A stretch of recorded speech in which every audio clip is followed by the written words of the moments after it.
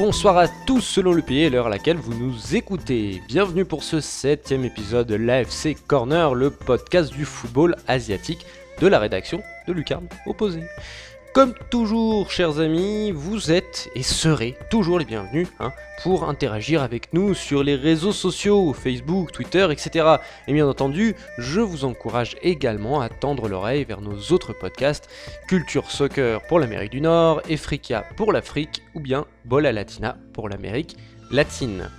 Je me permets également de vous rappeler que le second numéro du Lucarne Opposé Magazine est disponible sur notre site. Foncez, vous le procurez. Un dossier football féminin sauce Lucarne Opposé, une rétro 1984, des tas d'histoires et de culture foot au programme, ça en vaut la peine, je vous l'assure. Aujourd'hui, l'AFC Corner fait le bilan de la phase de groupe de l'une de ses compétitions phares, l'Asian Champions League, la Ligue des Champions d'Asie. Notre trio asiatico-océanien de feu de la rédaction de Lucarne Opposé est donc réuni pour l'occasion, ça promet. Mais avant ça, on s'assied calmement, on prend une petite tasse de thé, on souffle, on ouvre ses chakras et on écoute les petites brèves de la balle orientale.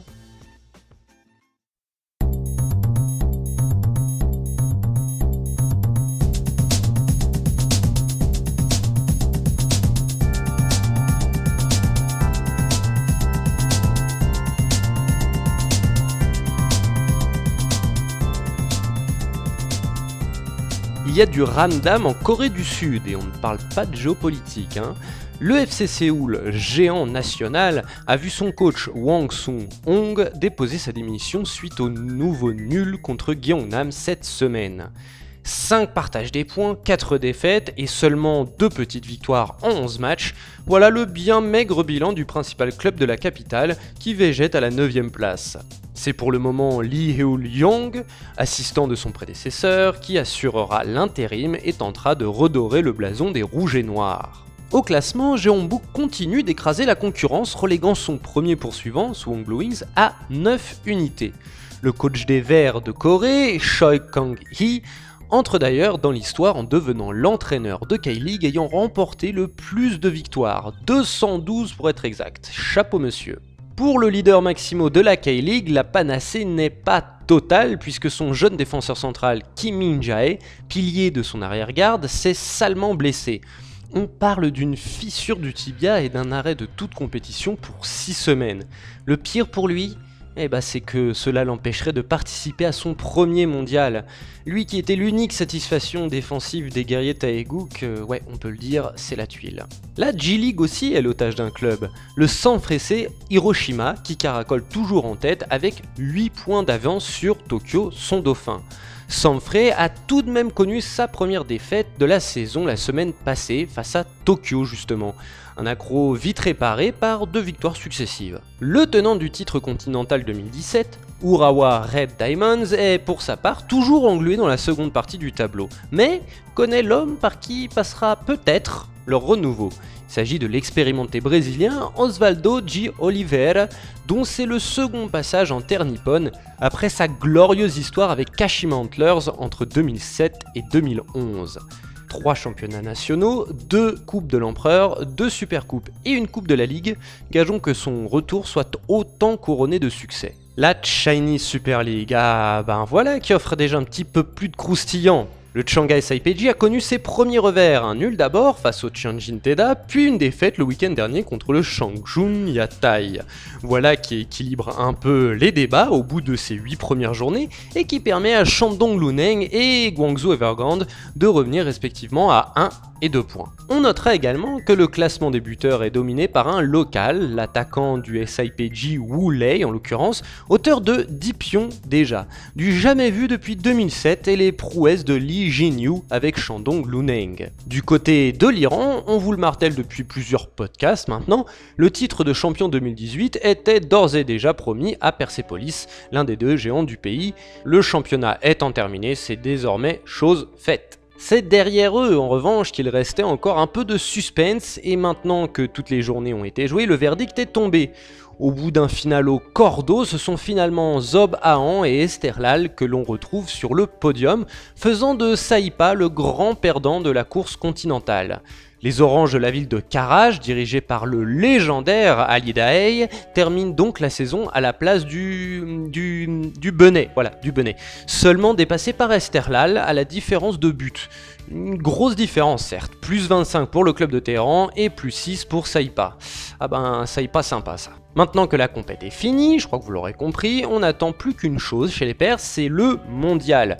La Fédé en est à débattre à propos du motif guépard apposé sur la tunique de la team Melli. Là, je crois qu'ils savent plus quoi faire en attendant. En A-League également, le tournoi est terminé.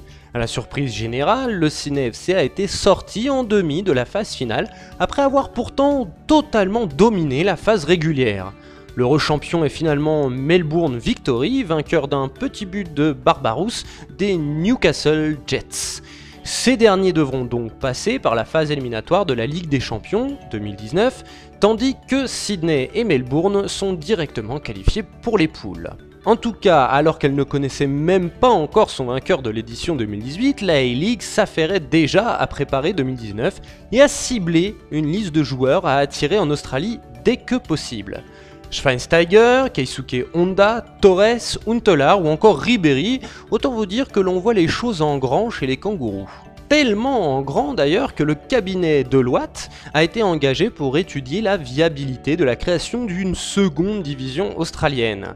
Un choix qui permettrait au football aussi de gagner en maturité selon Ange Postecoglou, ancien sélectionneur de Socorros et actuel coach des Yokohama Marinos en J-League. La A-League attendait sagement la bonne vague, il semblerait que le moment soit venu de surfer. Puisque l'on est en Océanie, géographiquement en tout cas, je vous touche juste un mot de la Ligue des Champions océanienne. L'OFC Champions League a vu Auckland City, détenteur du trophée depuis 2011, s'incliner en demi-finale face à leurs compatriotes de Team Wellington. Le club de la capitale néo-Z tentera enfin de remporter la coupe après 3 échecs consécutifs contre ce même Auckland City. Face à eux se dressera le Lautoka FC fidjien qui réédite l'exploit du Nadi et de Ba, tous deux finalistes fidjiens déchus, le premier en 99 et le second en 2007. Ils espèrent bien sûr faire mieux. Terminons ces brèves avec le tirage au sort de l'Asian Cup 2019 qui se déroulera aux Émirats Arabes Unis du 5 janvier au 1er février. Le groupe A est composé des Émirats Arabes Unis, de la Thaïlande, de l'Inde et du Bahreïn. Dans le groupe B, l'on retrouve l'Australie, la Syrie, la Palestine et la Jordanie. Groupe C, Corée du Sud, Chine, Kyrgyzstan et Philippines. Groupe D, Iran, Irak, Vietnam et Yémen. Groupe E, Arabie Saoudite, Qatar, Liban et Corée du Nord. Et le groupe complémentaire, le F, Japon, Ouzbékistan, Oman et Turkménistan. Allez, maintenant, chose promis, chose due, on rejoint tout de suite notre trio infernal pour débriefer cette phase de poule de la Ligue des Champions d'Asie.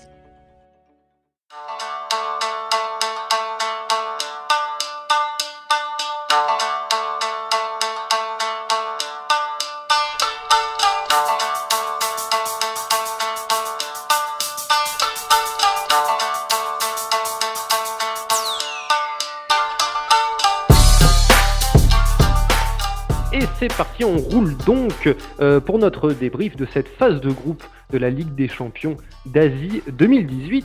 Et donc, comme pour le brief qu'on avait fait de cette phase de groupe, on a réussi à réunir la Dream Team lucarne opposée de la zone Asie et Océanie, à commencer par la Corée du Sud et le Japon de Monsieur Baptiste Morigal. Comment vas-tu, Baptiste ? Salut, ça va très bien et toi ? Ça va très bien, mais évidemment quand on parle d'Asie, on parle aussi de ces fameux clubs chinois dont on entend beaucoup parler dans les médias et on a déjà parlé de ce sujet.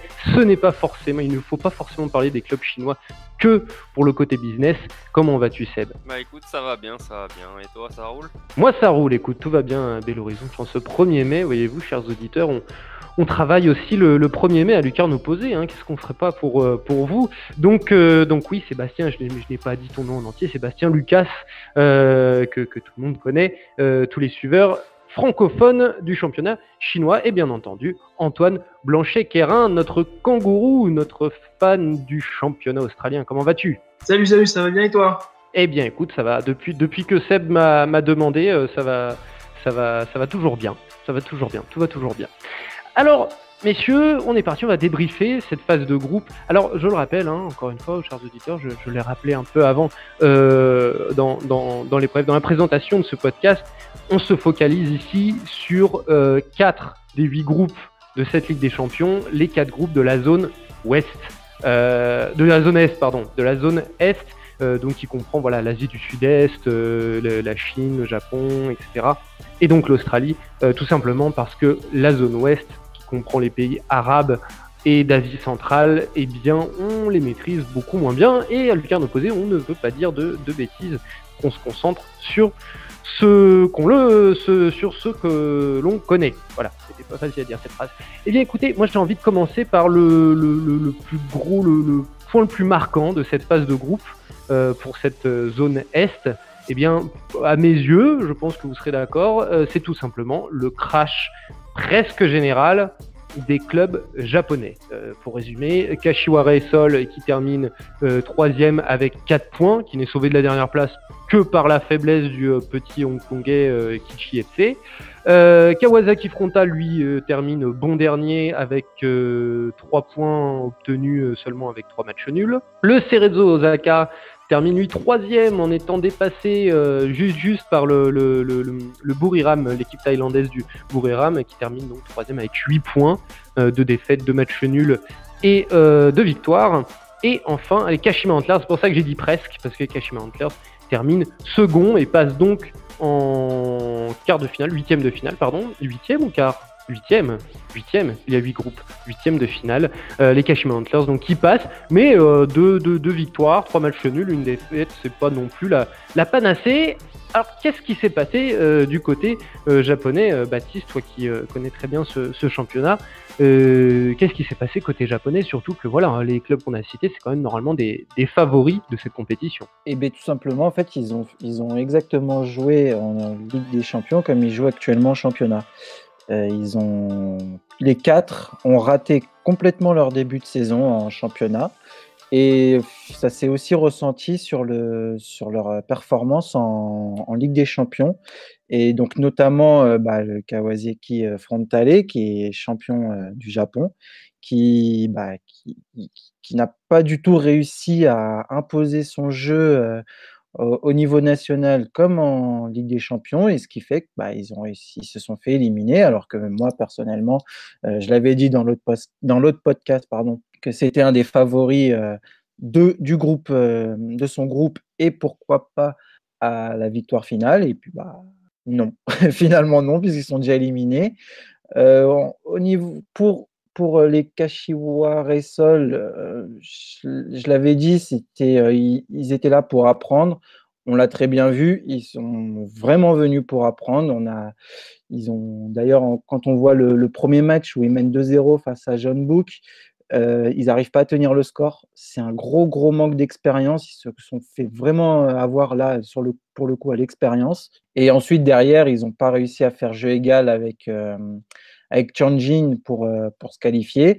Ils sont donc finis 3e, facilement devant Kichi, qui n'était pas une véritable menace, même s'ils ont réussi l'exploit d'aller perdre à Hong Kong. Et ensuite, le Cerezo Osaka, très simplement, s'est foutu un peu de la gueule de tout le monde.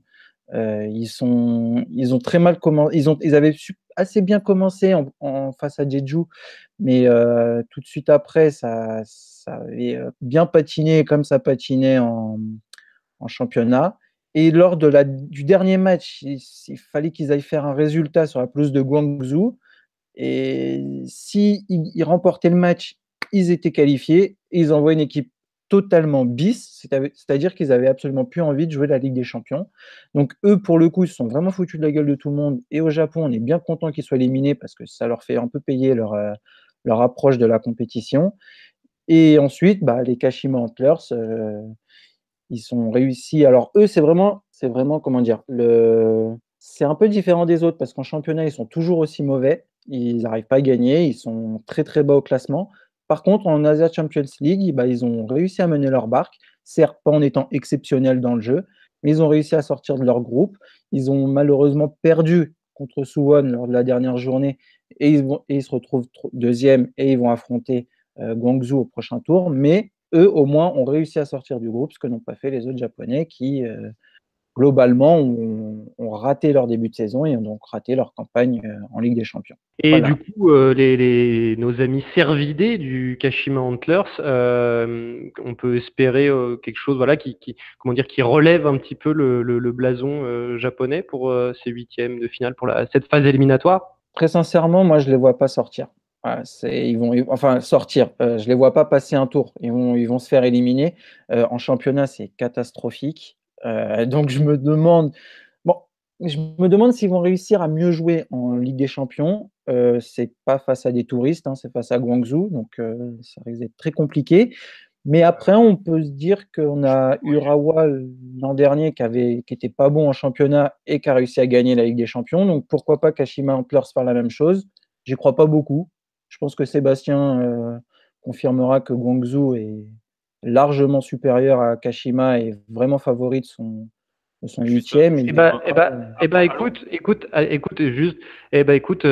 Baptiste, tu fais tout à fait ma transition parce que justement, j'allais passer sur les Chinois, les clubs chinois de Sébastien, puisque notre monde a horreur du vide, et donc cette place laissée par les clubs japonais, eh bien, elle devait être comblée, et pour ainsi dire, les clubs chinois, pardon, se sont engouffrés avec plaisir dans cette place laissée par les clubs japonais à l'échelle continentale.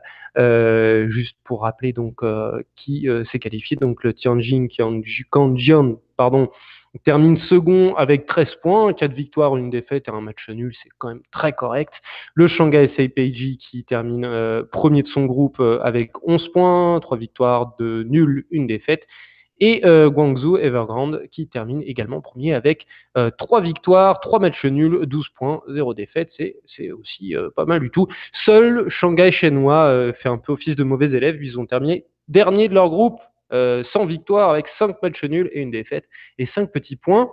Et bien justement, voilà, Sébastien, ma question c'est à propos de ces clubs chinois, est-ce qu'ils profitent de la méthode des clubs japonais? Est-ce que vraiment on peut dire que du coup c'est clairement des grosses puissances continentales maintenant? Est-ce qu'on peut surtout remercier les vedettes ou est-ce que voilà c'est plus un collectif qui s'est mis au niveau continental? J'ai plein de questions. Alors, pour rebondir sur ce qu'a dit Baptiste, donc juste pour corriger, Kashima va jouer Shanghai SIPG et non Guangzhou Evergrande, donc ça risque d'être encore pire, puisque Shanghai SIPG a été Ah oui, exact, pardon. J'ai a bien confondu les deux groupes. a bien dominé les matchs. Et en championnat, ils surfent sur le championnat avec leur toute première défaite ce week-end lors de la 8e journée contre Changchun. Ils ont un quatuor assez exceptionnel avec Hulk, Oscar, Wulei et Akhmedov au milieu. Ces quatre-là, c'est 90% des buts en Champions League. Après, est-ce que c'est les stars qui font gagner? On va dire que pour Guangzhou, oui. Guangzhou Evergrande, ça a été Alan et Ricardo Goulart qui ont amené 5 et 4 buts, une dizaine de buts à eux deux, ils ont inscrit. Pour le groupe G, donc là où il y avait le groupe de Cerezo et Cerezo qui devait gagner contre Guangzhou Evergrande, on va dire que Guangzhou s'est amusé à se faire peur avec des scores, des matchs nuls contre Buriram. Et à chaque fois, ça a été à la le dernier match, ça a été à la dernière seconde, ils se sont sauvés. Donc eux, ils vont jouer contre Tianjin Quanjian lors du 8e de finale. Deuxième année consécutive où on a un duel 100% chinois en 8e de finale. Alors bon, ça c'est un peu dommage pour le reste de la compétition. On aurait bien voulu jouer un Coréen ou un Thaïlandais, mais bon, on fait pas toujours ce qu'on veut. Pour le groupe de Kashima, je trouve Shanghai Shenhua a été plutôt pas mal malgré 5 défaites, 5 matchs nuls et une défaite.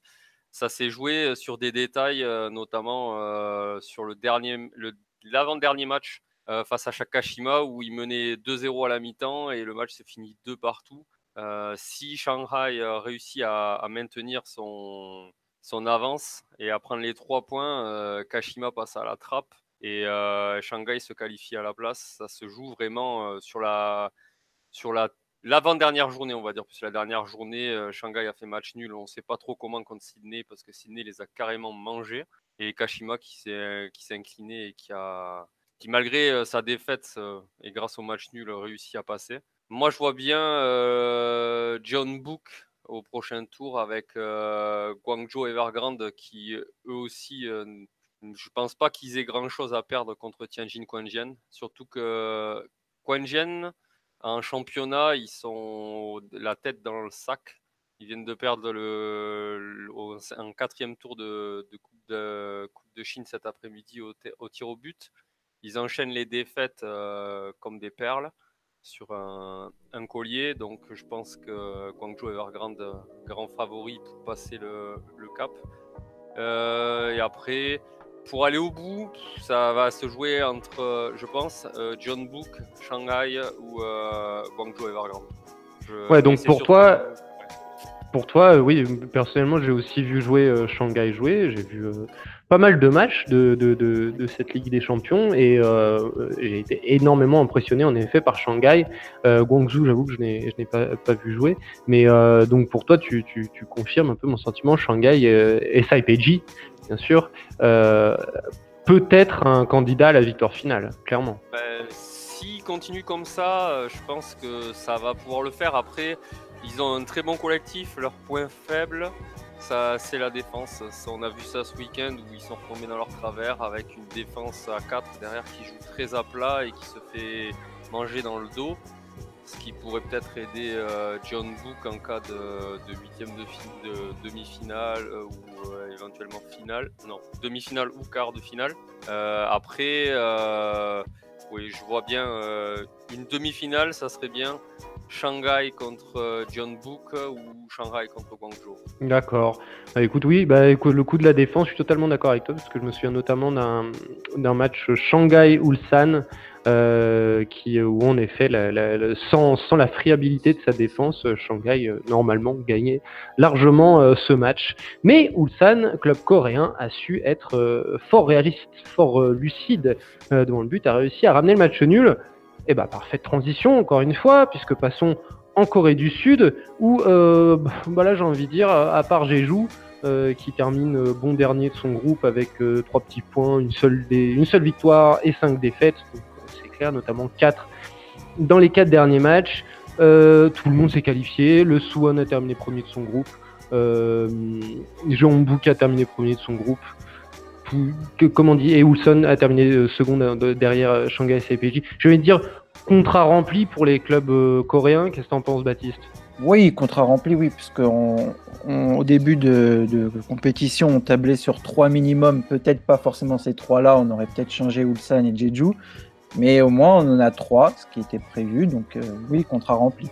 Surtout que John Book, on attendait de voir un peu comment ils allaient jouer sur la scène continentale, et ils ont joué comme ils le font, c'est-à-dire qu'ils ont roulé sur leurs adversaires. À part le premier match où, à cause de leur gardien, ils ont un petit peu, ils se sont fait peur face à Kashiwa. Mais une fois qu'ils ont réglé tous les petits problèmes, donc en changeant de gardien, avec une défense sans doute un peu moins agressive que sur le début de la compétition, ils ont roulé sur leur groupe. Ils ont perdu un match, mais si on regarde le contexte du match, Choi Kang-gi avait juste envie d'essayer une nouvelle tactique, voir ce qu'il pouvait faire en cas de gros problèmes. La tactique n'a pas vraiment marché. Ils ont perdu face à Tianjin. Mais sinon, globalement, tout est ouvert pour eux. Après, là, ils vont affronter Tout est ouvert pour Jeonbuk. Tout est ouvert pour Jeonbuk, c'est pas mal. C'est pas mal.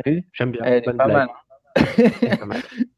Et donc là, ils vont affronter Buriram. Donc, ils sont archi favoris. On pense qu'ils s'ils jouent sérieusement comme ils jouent actuellement au championnat, bon, le championnat est déjà joué, ils vont gagner. Et s'ils jouent aussi sérieusement qu'en Ligue des Champions, ils devraient passer. Et après, il va falloir surveiller l'après-Coupe du Monde parce que John Book risque de perdre 2 éléments très importants après la Coupe du Monde, à savoir Kim Min-jae en défense, qui est juste actuellement incroyable, Il a eu un petit début de saison un peu lent, mais il revenait de blessure et là, il est complètement lancé. Il est à un niveau incroyable. Et Lee Jae-sung, qui risque lui aussi de partir de John Book. Donc, sans ces deux joueurs, est-ce que John Book aura toujours la même force de frappe? Pas sûr. Donc, il va bien falloir surveiller cette après-Coupe du Monde pour savoir si John Book va pouvoir aller au bout. Mais pour le moment, c'est vraiment la meilleure équipe. Enfin, moi, de ce que j'ai vu, c'est la meilleure équipe en Asie. Enfin, ils ont montré une facilité, c'est juste incroyable. En plus, s'ils sont malmenés, s'ils voient que c'est dur, ils font 3 changements, ils rentrent 3 joueurs, c'est 3 joueurs qui pourraient être titulaires. Donc, voilà. Pour moi, là, ils ont été très faciles. On va voir ce que ça donne par la suite, mais je me fais pas vraiment de soucis, à part cette après-Coupe du Monde. Pour Ulsan, Ulsan, ça m'a vraiment surpris. En championnat, ils étaient nuls. Bon, après, ils se donnaient vraiment pour l'Asia Champions League. L'entraîneur changeait carrément 10 joueurs sur l'équipe pour la K-League, donc ça ne marchait pas. Mais en Asia Champions League, j'ai été très, très surpris. C'est-à-dire qu'ils jouaient très offensif, alors que normalement, eux, c'est défensif. Et justement, on l'a vu, incapable de tenir un score. Face à Shanghai, ils mènent par 2 fois, je crois que ça se finit en 2-2 le match, si je me souviens bien. Et c'est eux à chaque fois qui marquent, et tout de suite dans la foulée, ils se prennent un but. C'est exactement ça. C'était incroyable. C'était juste incroyable à suivre.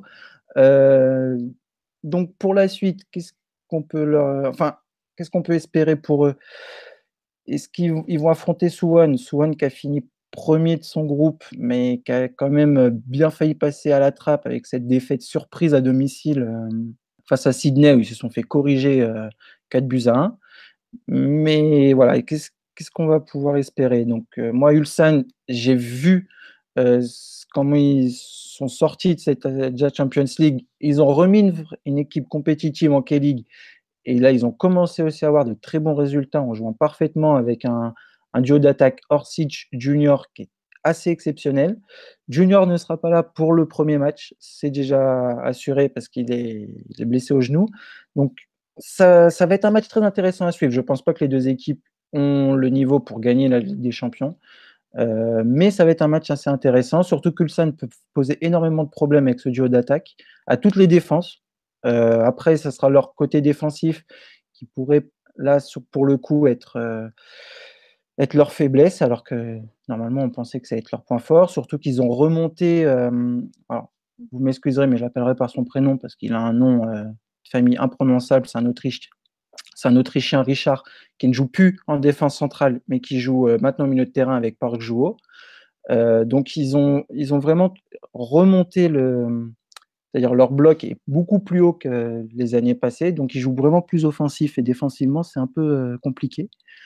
Et Suwon, qui est qualifié en n'ayant que des bons résultats à l'extérieur. Je ne sais pas si vous avez remarqué cette petite subtilité, mais à domicile, ils ont été incapables de gagner un match.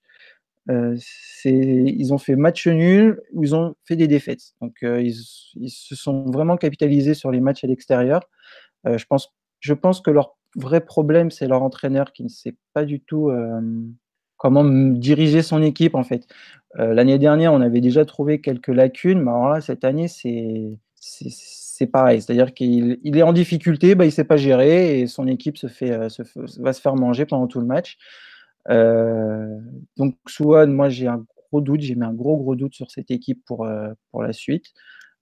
Face à Ulsan, peut-être que ça passera parce que c'est un affrontement coréen, donc coréano-coréen. Donc là, ça peut passer parce que voilà, c'est toujours assez particulier. Mais alors après, face à une équipe chinoise ou même face à John Book, ça passera pas. Et Jeju, ils ont fait du Jeju début 2018, c'est-à-dire qu'ils se sont complètement écroulés. Les recrues ont mis du temps à s'adapter au jeu proposé par Jeju.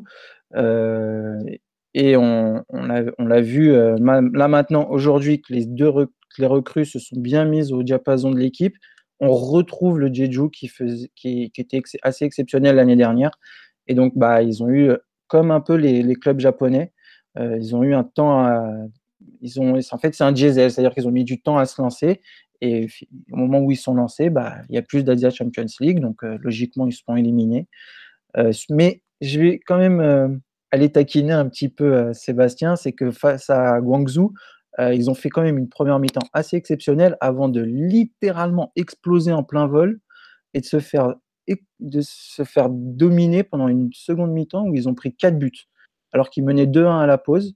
En une mi-temps, ils ont pris 4 buts, ils ont complètement explosé. Et je pense qu'à ce moment-là, psychologiquement, ça les a complètement mis sous l'eau et ils n'ont plus du tout réussi à se relever. Donc voilà, les clubs coréens ont rempli leur mission et Jeonbuk, lui, continue son chemin. On va gagner et puis on verra après. Oui, Jeonbuk qui roule, comme tu l'as dit, sur son championnat et qui a aussi, en effet, été extrêmement impressionnant pendant cette phase de poule. Pour parler un petit peu de ce dernier qualifié de la zone Est, tu l'as cité quand tu as parlé, c'est Sébastien qui en a parlé dans le groupe quand il parlait du Guangzhou. Eh bien, il s'agit des Thaïlandais du Buriram United, ou j'ai parfois un autre nom qui m'apparaît, c'est le Provincial Electrical. Mais bon, la plupart du temps, c'est Buriram. Buriram, moi, je me souviens que pendant le brief, vous m'aviez mis en garde, j'avais été un petit peu médisant et vous m'aviez dit attention, Buriram, c'est pas n'importe quoi, ça se débrouille pas mal du tout. Et bah, en effet, ils ont fait mieux que de se débrouiller, puisqu'ils se sont qualifiés, et puis ils se sont pas qualifiés à l'arrache, quoi. Ils se sont qualifiés, tout simplement. Mais voilà, ils vont jouer Jeonbuk en 8e. Comme tu l'as dit, voilà, c'était un bel exploit déjà, mais ça devrait s'arrêter là pour eux. Bah, moi, franchement, je pense que oui, parce que dans leur groupe, si on regarde vraiment le contexte, comment ils sortent de là, ils ont vraiment profité du fait que déjà le Cerezo balance complètement la Champions League. Donc ils les ont battus en Thaïlande 2-0. Ils ont réussi à faire 2-2 au Japon, mais alors Cerezo, c'était folklorique. Et puis après, ils ont surtout profité de Jeju qui était éliminé, qui a mis une équipe bis, certes compétitive, mais qui n'a pas réussi à gagner, mais qui a largement dominé le match. Je crois qu'il touche 3 fois les poteaux, le gardien fait des gros arrêts, et Buriram met un but sur peut-être en 3 occasions, ils mettent un but, alors que Jeju, c'était des vagues après vagues. Donc ils ont vraiment bien réussi à profiter du fait que leurs adversaires, après leurs adversaires ne jouent pas, enfin soit éliminés ou ne jouent pas à fond la compétition, mais après c'est pas leur faute, hein. Eux ils ont fait leur travail, ils sont venus pour jouer et ils ont joué, ils ont eu raison. Donc ils sortent de là, je pense pas qu'ils réalisent l'exploit face à Jeonbuk. Alors là, loin de là. Je sais pas ce qu'en pensent mes compatriotes, mais moi je pense qu'ils risquent de prendre sévère face à Jeonbuk. On pourrait peut-être voir un match style contre Kichi ou Tianjin Quanjian, 5 ou 6 buts. Au moins quand ils joueront en Corée. Jouer en Thaïlande, c'est un peu plus compliqué, mais en Corée, je pense qu'ils vont prendre la marée. Ils vont prendre la marée, c'est une jolie expression, ça. C'est vrai qu'il y a la mer à Perpignan, donc voilà. On n'a pas la marée ici. La marée, c'est en Bretagne. C'est vrai qu'en Méditerranée, il n'y a pas de marée. Eh bien, continuons, et puis on va sortir des qualifiés pour les 8e et parler un petit peu de nos clubs australiens qui étaient dans cette compétition, c'est-à-dire le Melbourne Victory et le Sydney FC. Sydney FC qui nourrissait quelques ambitions qui ne se sont pas réalisées, puisqu'il termine 3e avec 6 points, une victoire, 3 matchs nuls, 2 défaites. Et Melbourne termine également 3e avec 8 points, un petit point de la qualification, avec 2 victoires, 2 matchs nuls, 2 défaites. C'était pas mal du tout. Melbourne, on les pensait un petit peu plus faibles, ou en tout cas en galère que ça, dans un groupe où voilà, on avait Kawasaki Frontale qui était l'un des favoris, le Shanghai Saipeji et les Coréens de Ulsan. Ma question, parce que du coup il y a un petit effet, puisque voilà, ces deux clubs-là avaient des ambitions qu'ils n'ont pas réalisées, mais ils sont pas non plus été ridicules, ils ont réussi à jouer leur rôle de poil à gratter. Quels enseignements on peut tirer de ces parcours, Antoine ? Eh ben, on peut déjà voir qu'ils sont éliminés. On en parle, c'est facile à dire, mais c'est quand même quelque chose qui est assez redondant. En Australie, c'est que oui, alors on a les bons discours. C'est-à-dire que Sydney FC avait fait de bons discours dans la volonté d'être le Manchester United sur le sol australien en gagnant de nombreux titres nationaux, mais il fallait aussi passer par des titres continentaux pour essayer de rivaliser avec un palmarès comme celui de Manchester United. Et ben on peut voir que c'est chose qui n'a toujours pas été faite parce que Cine FC est out. Pour Melbourne Victory, donc au-delà des points qui montrent qu'ils sont eux aussi out, ils finissent 3e et comme tu le disais Simon, l'objectif n'était pas forcément de la jouer, premièrement, mais surtout d'essayer de finir deuxième, au moins avoir l'esprit d'essayer de sortir.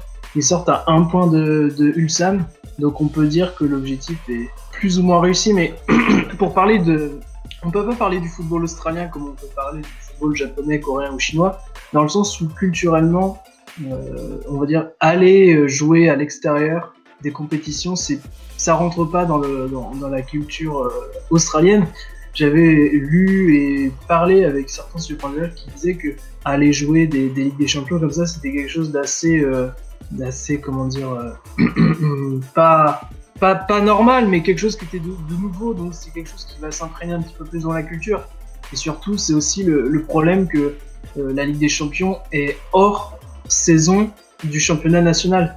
C'est-à-dire que là, le championnat est terminé la semaine prochaine en Australie, et si les clubs australiens étaient encore en liste pour continuer en phase finale de la Ligue des Champions, eh ben, ils n'auraient eu à jouer que ça.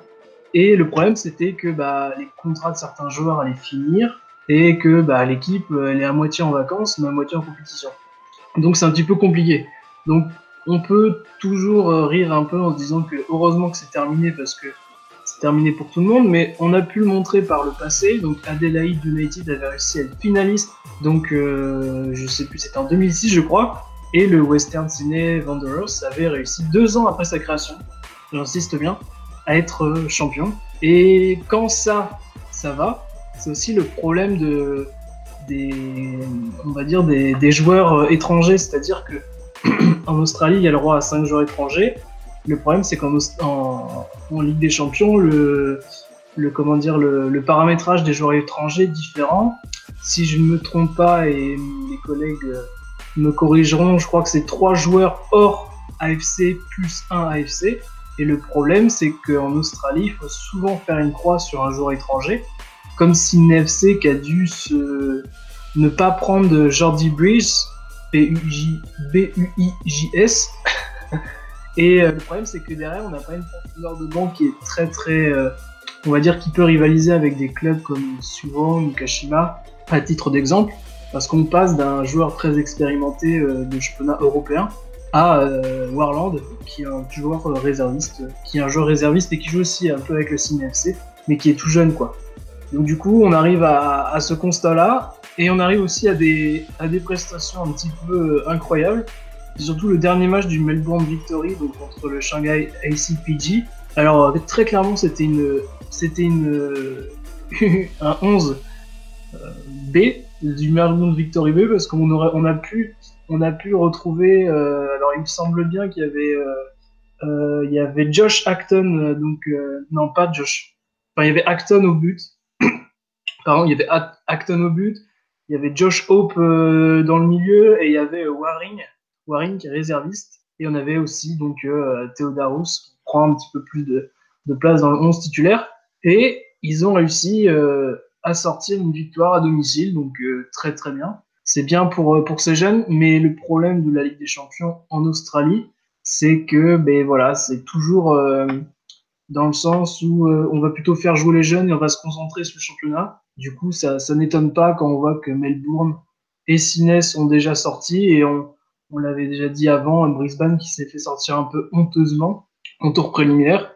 Donc voilà, l'objectif est plus ou moins réussi pour le Melbourne qui s'est montré assez résistant, qui a essayé de faire le jeu, parce que si on regarde au-delà de l'élimination, Melbourne a quand même inscrit plus de 10 buts, si je crois bien c'était 11, et ça fait partie des meilleures attaques, on va dire, sur la phase ouest.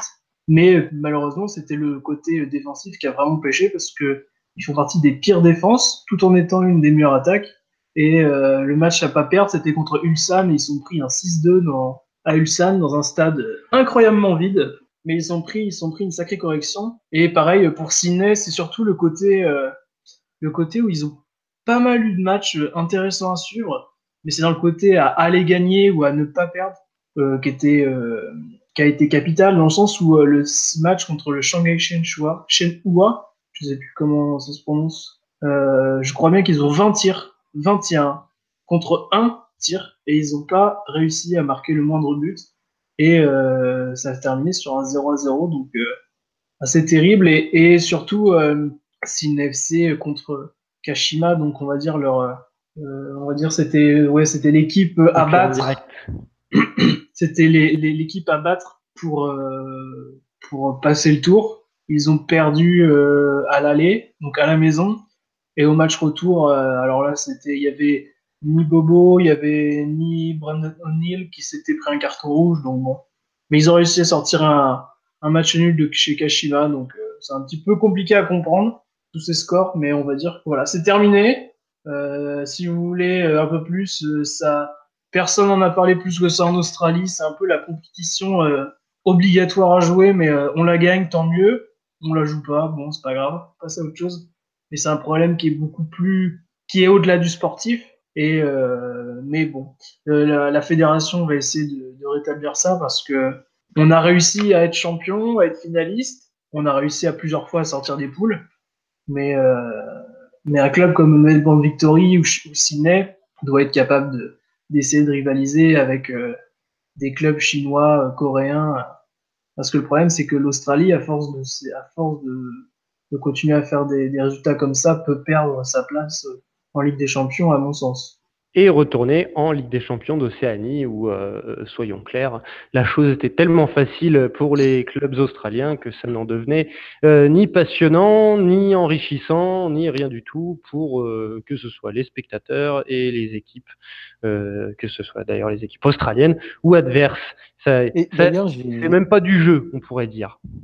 Et d'ailleurs, là, le fait que l'Australie ne qualifie aucune de ses équipes en huitième, au classement, les Australiens ont été doubles. Enfin, au classement, il y a le même système en Asie qu'en Europe, le classement UEFA, là, avec le nombre de places. La Chine est première actuellement, ensuite c'est la Corée et le Japon. Et ensuite, on retrouve la Thaïlande. La Thaïlande a doublé l'Australie sur cette compétition grâce à Buriram. Donc les Australiens sont vraiment sont en chute libre totale. Et je me demande si ça continue, ils risquent de se faire doubler par les poursuivants. Je crois que derrière, c'est Hong Kong. Donc s'ils arrivent quand même le Vietnam, il qualifie pas. Je crois que c'est Hong Kong, après c'est Vietnam. Et si ça continue et que l'Australie continue à faire des contre-performances comme ça, ils pourraient se faire doubler et là, ça deviendra encore plus problématique. Et ils joueraient la FC Cup? Non, ça, ils le joueront jamais, ça. Ouais, non, c'est par rapport au classement, ça. Non, c'est par rapport au développement économique. Ah ouais, c'est encore pire. Mais de toute façon, le critère de la Ligue des Champions est quand même assez parlé parce que comme l'Australie a la volonté de s'étendre à 12 clubs, normalement, il devrait y avoir une place en plus qui s'ouvrirait pour le championnat national australien. Mais voilà, il faut quand même faire des performances continentaux. Quand on voit que l'année prochaine...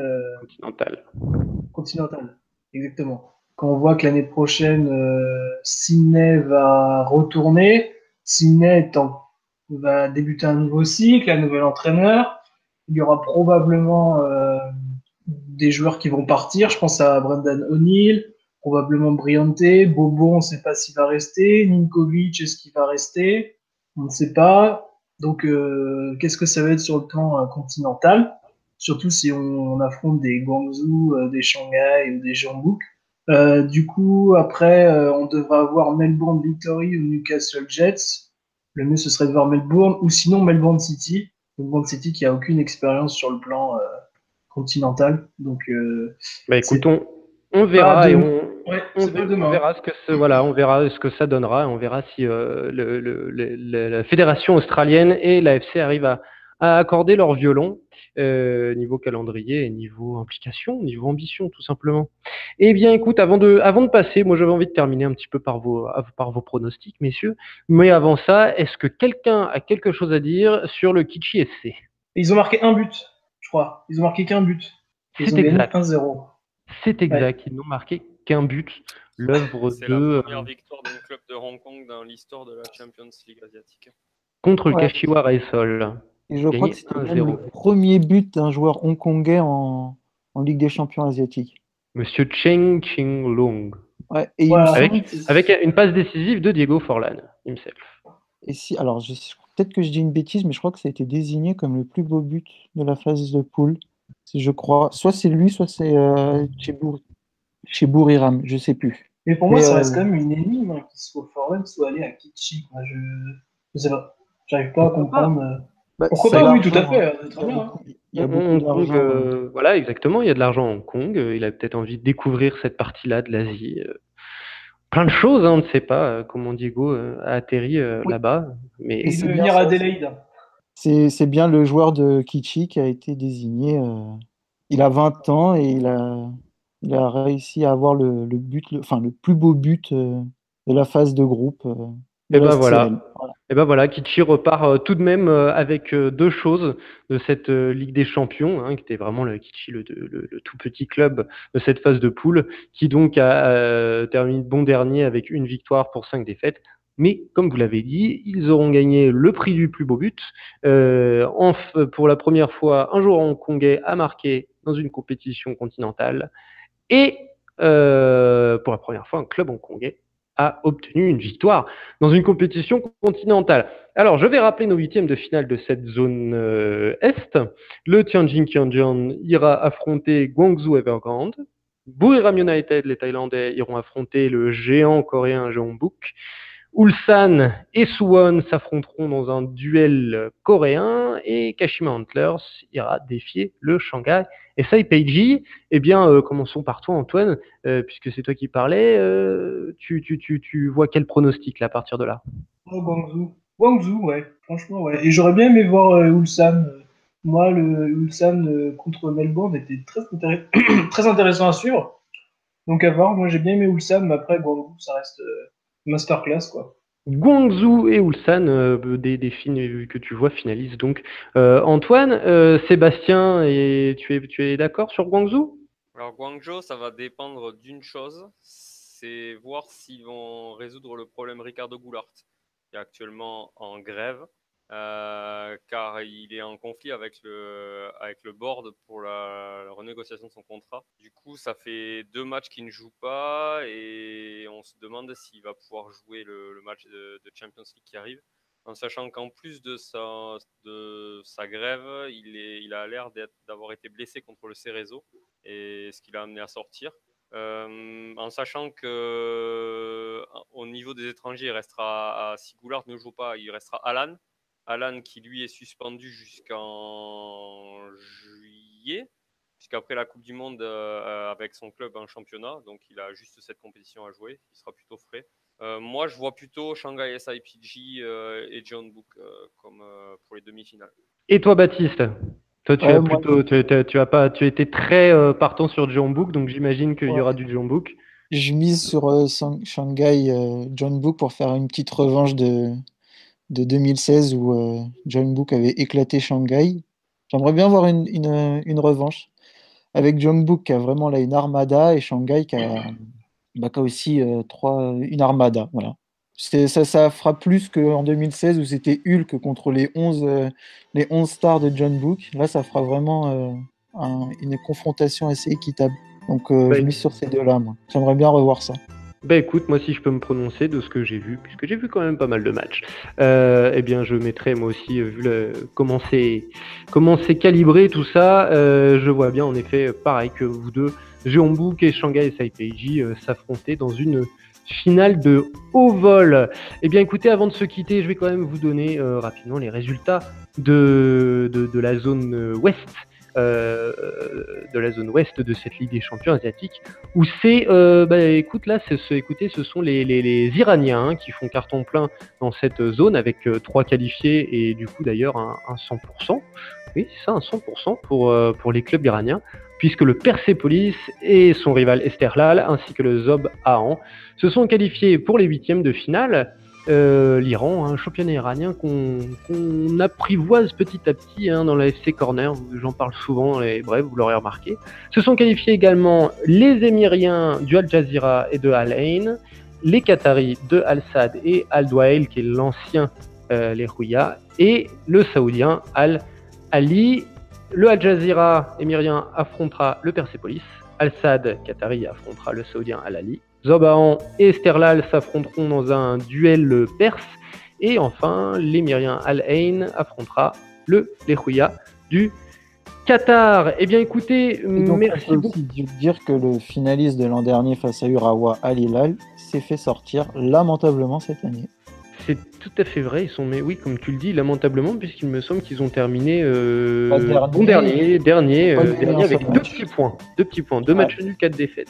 C'est moins bien que le Kitchi, je vais vous dire. Ouais, c'est moins bien. C'est moins bien que le Kitchi. Eh bien écoutez messieurs, merci beaucoup. Merci à toi. Merci. Et puis on se retrouve pour parler de vos championnats et de sujets toujours croustillants, intéressants de cette zone Asie. Ciao ciao messieurs. Et merci à tous de nous avoir suivis pour cette 7e émission. N'oubliez pas de venir nous solliciter sur les réseaux sociaux. Quant à moi, je vous dis à très bientôt pour un nouveau numéro de l'AFC Corner. Salut les amis!